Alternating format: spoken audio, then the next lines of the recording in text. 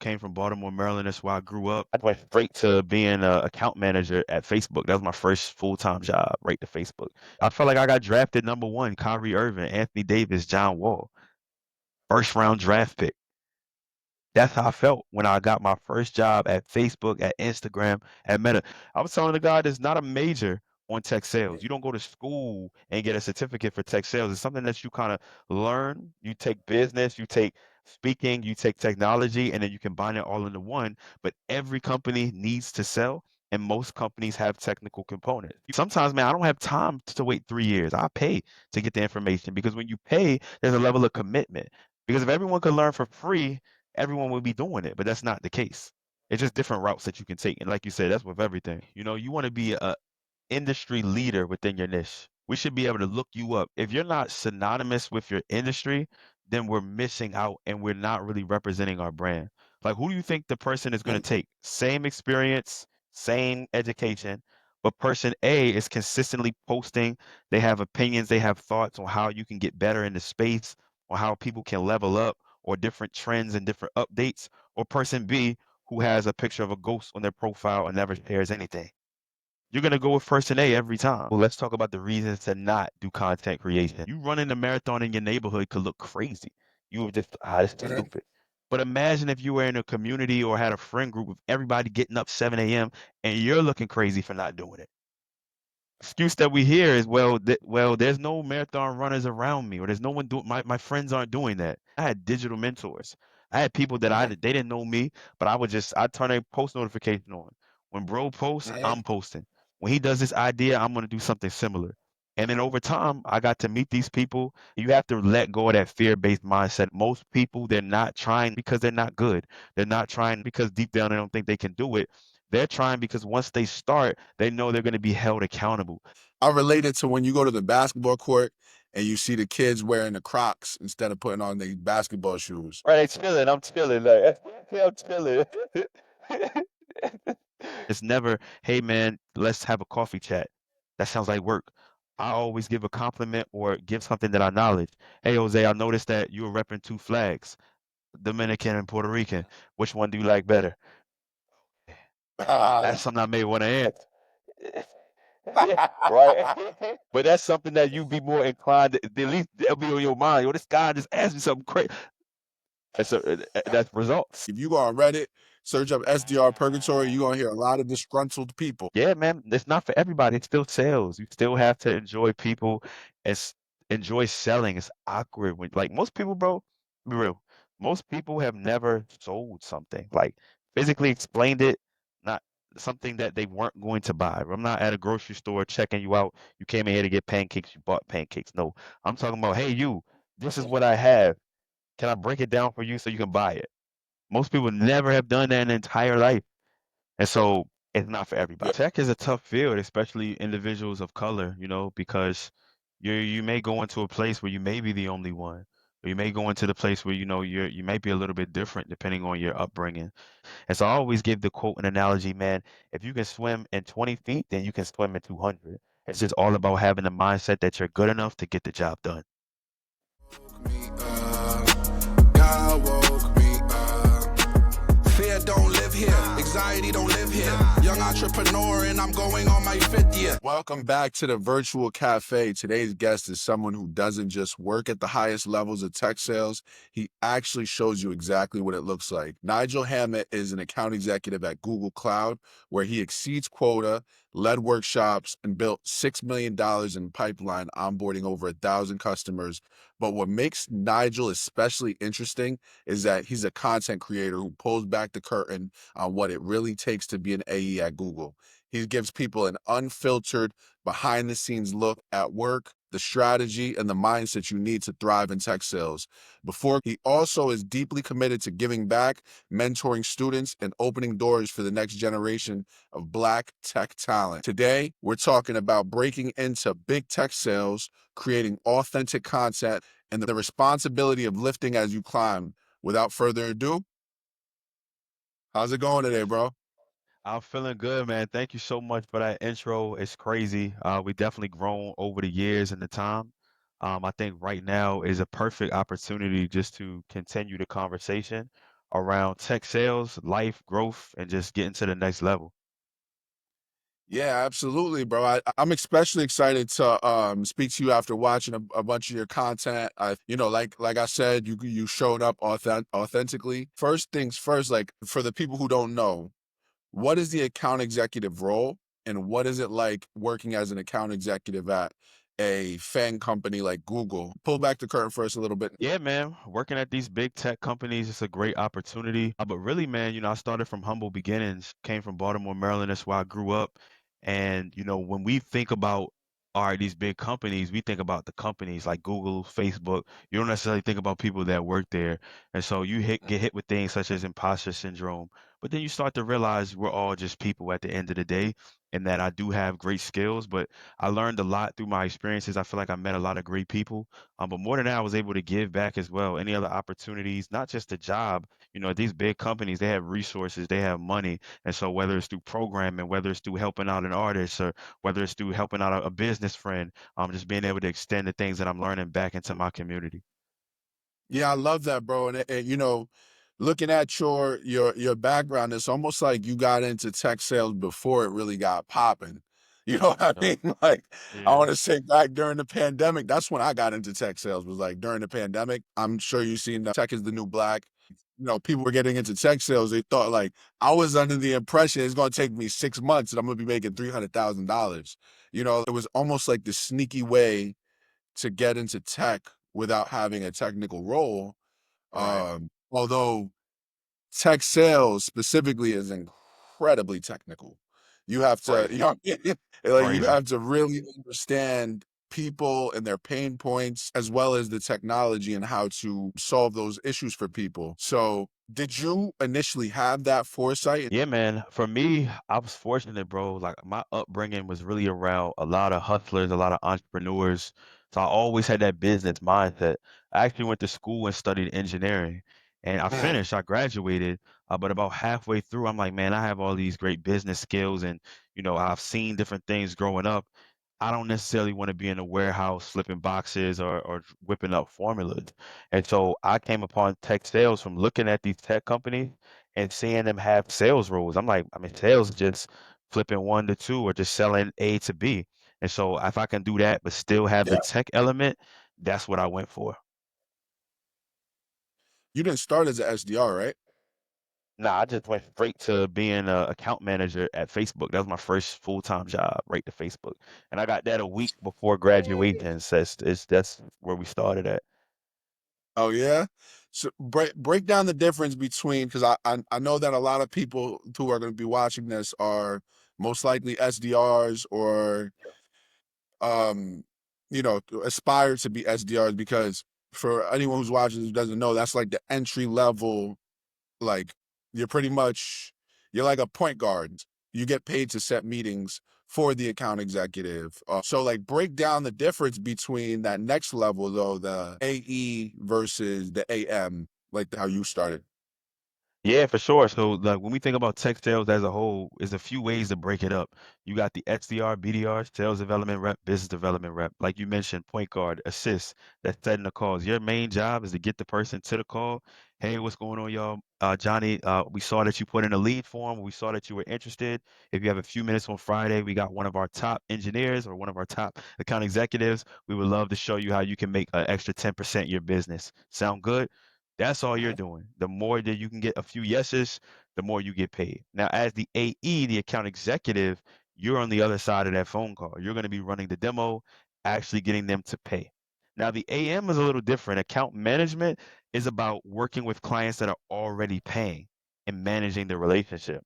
So it's like different types of things within tech sales. Like, it's just, we got to talk about it so our people can know. Because I was telling the guy there's not a major on tech sales. You don't go to school and get a certificate for tech sales. It's something that you kind of learn. You take business, you take speaking, you take technology, and then you combine it all into one. But every company needs to sell, and most companies have technical components.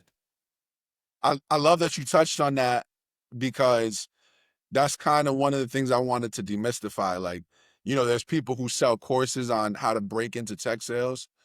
Um, and like I mean, I guess a course would be great to learn the jargon, like to learn how to, what an ICP is, quota attainment, ARR, but I don't think it's necessary if you're trying to get an SDR role. Do you feel the same way? In terms of college versus no college, or course versus no course?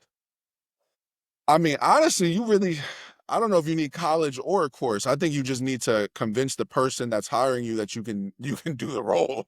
You know what I'm That's all it saying? comes down to. But how do you learn that information though? It can come in forms like this, listening to podcasts on YouTube. It doesn't need to be, it's not a requirement. However, let's talk about education for a quick second. If you knew what you needed to do to get there, you would already be there. That's true. That's what everything in life. You Exactly. know? So it's different ways to get it. If you know that you're more hard-headed or you can sacrifice 3 years of learning, but sometimes, man, I don't have time to wait 3 years. I pay to get the information because when you pay, there's a level of commitment. Because if everyone could learn for free, everyone would be doing it. But that's not the case. It's just different routes that you can take. And like you said, that's with everything. Yeah, yeah, nah, I completely get it. Like you said, sometimes you ain't got the time to bump your head. You're not just an AE, right? You're also a content creator who shares what it's like working in tech sales. How important do you think content creation is for the modern sales professional? Like, how has that helped you personally? It helps me tremendously. You want to be a industry leader within your niche. We should be able to look you up. Yo, that boy Jose, he does tech sales, he does podcasting. If you're not synonymous with your industry, then we're missing out and we're not really representing our brand. Like, who do you think the person is going to Mm, take? Same experience, same education, but person A is consistently posting. They have opinions, they have thoughts on how you can get better in the space, or how people can level up, or different trends and different updates. Or person B who has a picture of a ghost on their profile and never shares anything. You're gonna go with person A every time. yeah, I agree. I'm not gonna hold you, bro. I think content creation is so vital, whether you're in marketing, sales, whatever you're doing right now. If you want to leverage yourself and leverage your personal brand, it's gonna take you so much further. So much further. And what I see, man, a lot of people, let's talk about the reasons to not do content creation. Because I talk to people every day, whether it's on LinkedIn, whether it's TikTok, whatever the platform is, there's a million reasons why not, but it's usually based around fear and the fear of judgment from others and themselves. Because we're Mhm. not talking to people that aren't creative. We're not talking to people that don't have a personality or life gems to share. And we're not even talking to shy people. These are people that have a lot of fear. And so you do have to Mhm. get over that hurdle, especially when there's money involved, there's a business or acumen. That it's tough, right? It's tough to charge money. It's tough to have things connected. But at the same time, you don't even remember the content that you scrolled past at 10 o'clock this morning. You can't tell me. Exactly. So it's Exactly. like, Obviously, it requires a certain mindset to say, I want to do this. It requires a certain bravery. That there was times where you were starting on LinkedIn where you wasn't getting no reactions.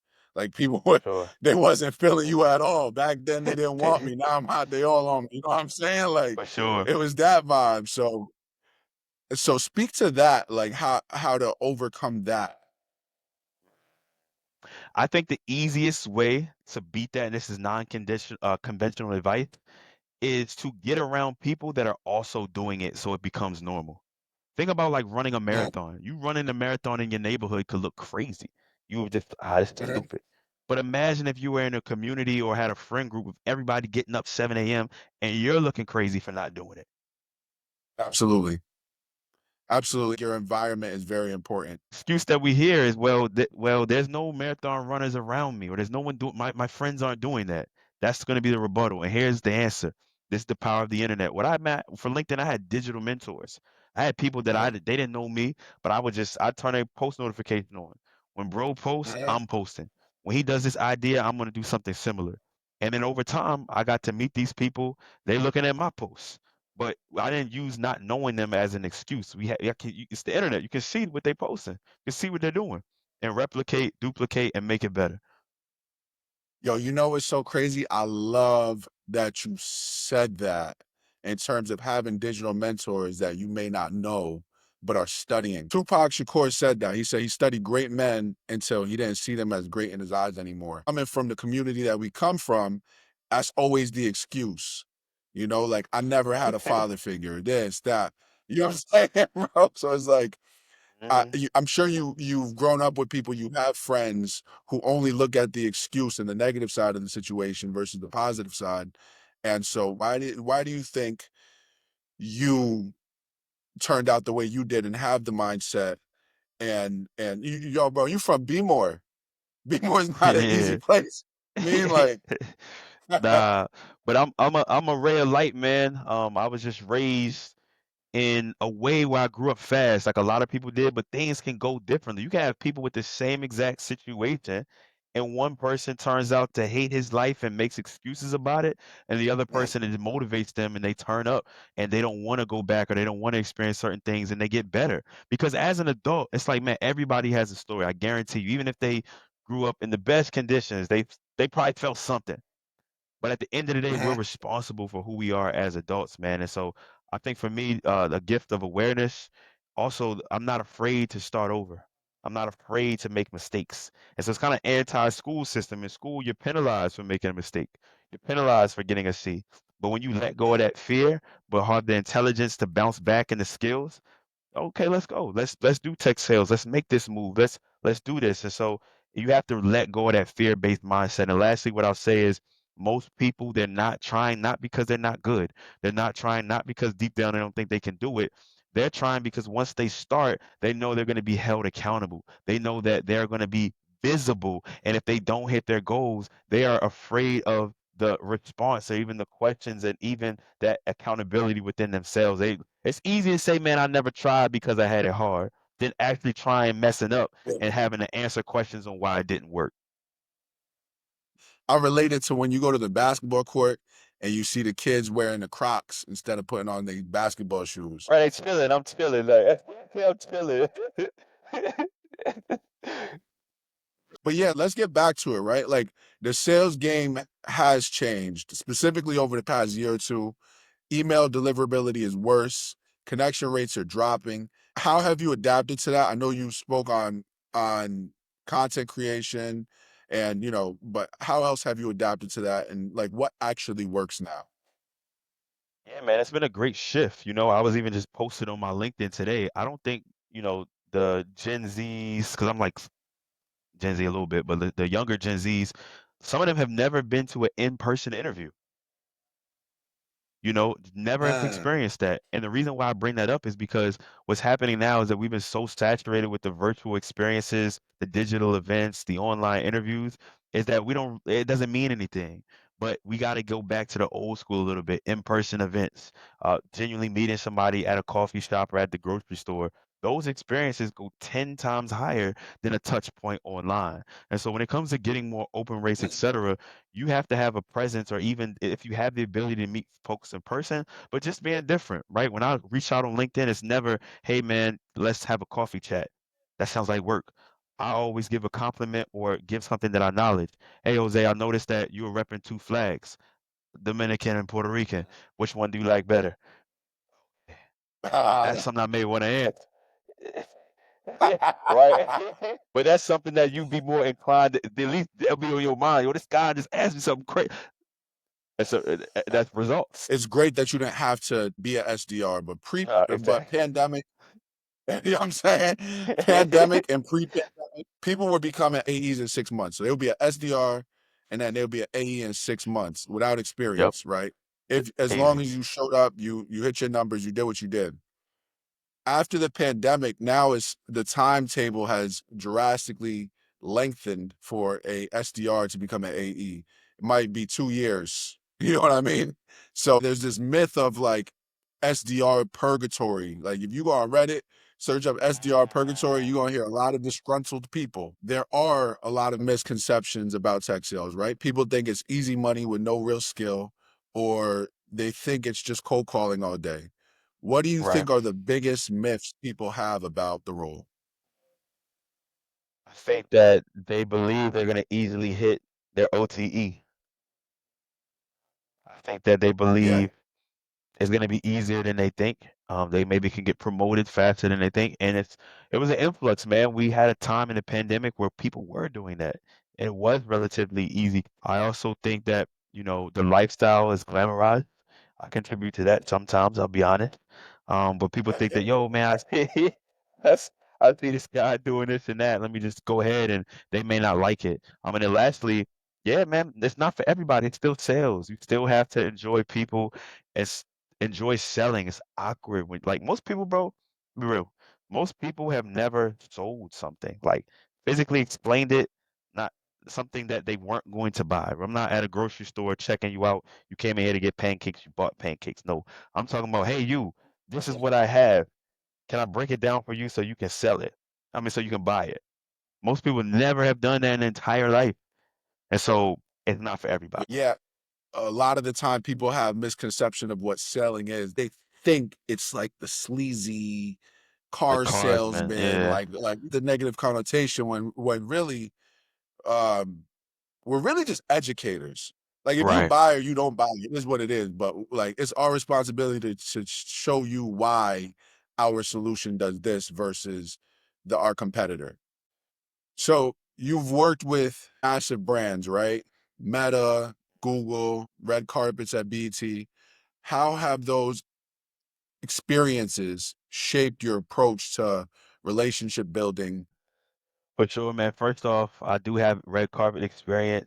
I'm a talent escort, meaning I'm walking down A-list, B-list, and C-list celebrities, connecting with their management team, their PR rep, and ensuring that they have a great experience on the red carpet. I started doing that when I was 21 years old, fresh out of college, right into the big lights. And it's not even something that's connected to my career, but it does help me. What I've learned from those experiences is that you have to know how to talk and navigate and be able to assess the situation. Some of the greatest folks that, when it comes to tech sales, they have an emotional connection or ability, but they also know how to pitch to different types of people. You have the emotional folks, you have the I need to see it, I need to talk to my wife, these are all different profiles of individuals. And so working at places like Google, like Meta, with Tyler Perry, the BET Awards, you understand that people are just people, and these companies, they're just individuals at the end of the day, right? They have a big name, okay? But sales is sales and business is business. And so I always give the quote and analogy, man, if you can swim in 20 feet, then you can swim in 200. It's just all about having the mindset that you're good enough to get the job done. There's a moment that we all go through where we think to ourselves, am I cooked? So what was your am I cooked moment? I would say for me, man, I got my job working at Facebook a week before graduation. I went to North Carolina A&T. Shout out to all the HBCUs in the house. And I didn't have a job that whole senior year. It wasn't lined up, at least the one that I wanted. And so I got the job about a week before, and we talking the am I cook moment. But that's the whole purpose of going to college. So that was like a big thing. I took a big risk. I turned down a couple smaller companies to go for the big boys, right? And so the am I cook moment, man, was just going weeks into the process, and of course it turned out well. But you take a risk, and I've taken risks, and it didn't turn out well. There's been certain moments, just to be honest with you, right? I've done entrepreneurship. I've left my job at certain points to pursue full-time entrepreneurship that it didn't turn out the way that I wanted to right then and there. And that's something that a lot of people don't have the heart to not only do, but to get on live and admit, man, this is something that I tried and it didn't work, right? I learned a lot. I made a few mistakes personally in business, man, and we recover and we keep going. You can't be afraid to start over. So, man, I got cooked so many times, man. But I am like, right, very strong. It doesn't matter. We're gonna just keep going. Yeah, it's like Damian Lillard just said about the Achilles tear. He said something like, "I've realized at the moment I tore my Achilles that it was all a mental battle, and I don't lose those." Mm. I don't Like that. lose though. Easy. It's David all a Allen. mental battle, and I don't lose it. It's all at the end of the day, it's yourself versus yourself, because you're gonna make it out of the situation. It's just how much time, and then what are you gonna learn from it.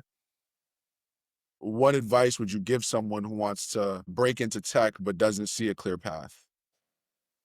Yeah, man, tech is a tough field, especially individuals of color, because you may go into a place where you may be the only one, or you may go into the place where you might be a little bit different depending on your upbringing.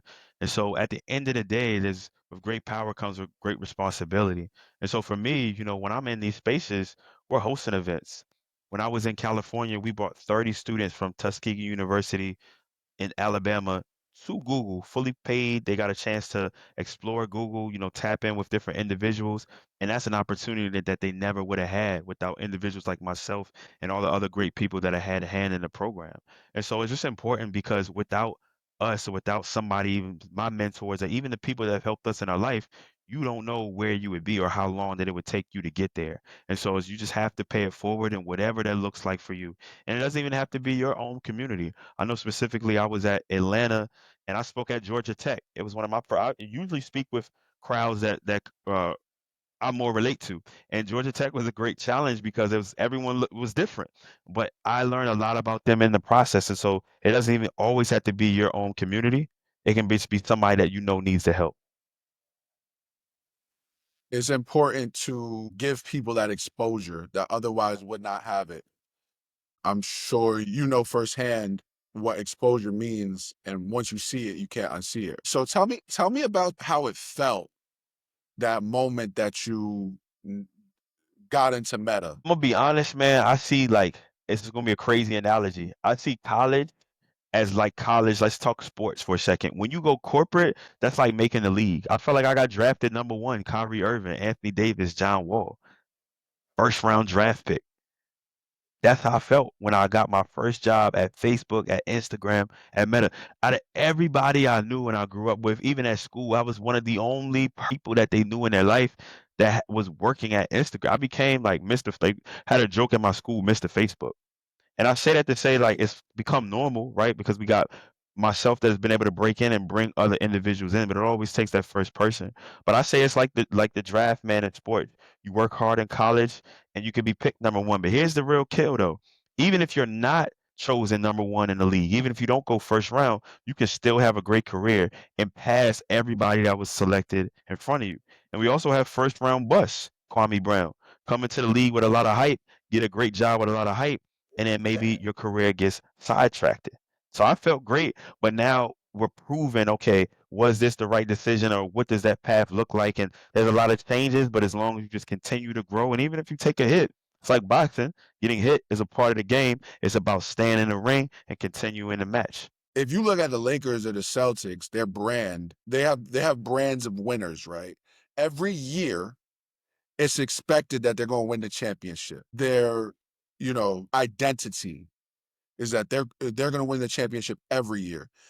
And if you really peel back the layers on that, it's just because they've stacked so many wins. Same thing with the Yankees. Like, there's certain organizations that say, yo, we want to get to the playoffs. There's other organizations that say, listen, if we a first round exit or a second round exit, we did good this year. But then you have the organizations like the Lakers and the Celtics that are like, if we don't win a championship this year is a bust. But And so stacking those wins is really how you right. create that personal brand, or the brand in general is like stacking small wins, right? And so speaking of wins, what's next for you? Are there any big goals, projects, new directions you're excited about, either in your sales career or your content creation? Yeah, 100%. Right now, I'm getting a lot of brand deals. I'm stepping outside of my comfort zone. We're doing a lot of men's lifestyle, and this even a special message for the men. And one of the biggest reasons why I found a lot of success as a content creator, because honestly, especially as a man of color, there's not as many of us. It is very easy as a man of color to be a little bit consistent to start to see some results and to take off. A lot of guys, we believe, we don't really want to put our face in the camera. We don't want to really share our voice. Like, it's some funny guys and some super talented, super fly, but they don't want to take that next step and showcase that content. And so for me, it's just continuing to be consistent and showcase, especially to the men that look like me. It's like, yo, you can do this, man. You can do it at a whole nother level. So I'm stepping into lifestyle content. I'm doing some like hair products. And this is just fun, man. Of course, there's a monetary value, but it's just showcasing how dynamic I can be and tap into other lanes. It's like in school, they try to say, yo, pick a job and that's that. However, you're a person, it's important to have hobbies, it's important to have self-expression and whatever that looks like. And so that's the path that I'm on, man, to continue to be a better self. Get to that bag, bro. Let me tell you, like, get to that bag. I literally just got my first brand deal too. So, you know what I mean? I feel you on that. Like, it's a, That's work. it's a vibe. Like, That's work. it's a vibe, and, that's so dope. And I think what you said is so important. It ties back into that fear. Like, I don't know what it is because I'm from New York, bro. Like, we don't have fear of rejection. Like, honestly, I ain't really got no shame like that, bro. You got you okay. You You know, like, okay. just and like it ties back into what you said about being able to fall in your face. I think that's a rare quality to have, to know that you can make this mistake and bounce back from it, and understand that people are very nearsighted. I think LinkedIn is a perfect example of that, right?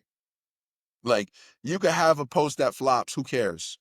You keep on posting Nothing. 200 posts from now, no one's gonna care about that post that flopped. You know what I Care about mean? it 2 posts from now. I fully agree, man. I started building my LinkedIn journey as a college student, and it didn't take long. It was pretty rapid simply because and it still can be. There wasn't a lot of people that look like me doing what I did, and everybody's unique. Even if there is a lot of people that are similar to you, you have your own perspective. And one thing that I love about content creation today that's kind of shifted a little bit from 5, 6 years ago, you no longer need to be perfect, right? You don't need to wait until you buy the house to start talking about real estate. People prefer to see the journey and you messing up and struggling. Yo, I put in 100 apps today and I didn't hear nothing back. That's something that a lot of people can relate Yeah. to. But again, it's that fear of like, I don't, Mhm. but when you remove that, you actually will get a lot further faster because everyone else is afraid. Everyone else is thinking it. Everyone else is going through it, but everybody else is afraid. And so that's kind of how I have on a social mindset. And I'm glad that you mentioned the New York mentality. That's just rare amongst everybody else. Now, that mentality applied in a business sense or in an outreach sense, in a creativity sense, you can do a lot very fast. And I think a lot of times we overestimate how things can change for us quickly. Like, man, I'm gonna start working out or I'm gonna do this and expect change. But we just need a little bit. Like you said, 2% are posting 1 time a week. So if you join the 2%, Mhm. which is very easy 1 time a week, imagine the network that you can. All my Google position, the BT, red carpet, Tyler Perry, all of those things came from LinkedIn. 5-figure clients, 4-figure clients have came from LinkedIn. Speaking at school events, even us connecting to a certain extent has came from LinkedIn. What advice would you give younger Nigel? I would say, man, sometimes I have that imposter syndrome. I would tell my younger self to do it afraid, to do it anyway. I learned a lot, man, like as a younger kid, man. I think the things that I learned and I went through early in my life definitely helped and prepared me, but a lot of times when especially dealing with trauma, you're dealing with situations, you can just become easily damaged or you just start maybe going about things in an unhealthy way. And so I would say, just take the pressure off yourself. I would say, man, you got this. I would say just continue to do what you're doing. And do it faster and do it sooner, right? Sometimes, bro, like even me, I'm a great speaker. I'm great at business. I still get nervous sometimes. I still socially like I might second guess myself. And that comes from just, who you are as a young adult and bringing those insecurities over. And so I would tell myself, man, just do it, right? The same things I'm telling you now, but just really pour that into myself at a younger age. Nigel, thank you so much for sharing your journey, your insights on tech sales, and all the game for anyone looking to break in or level up.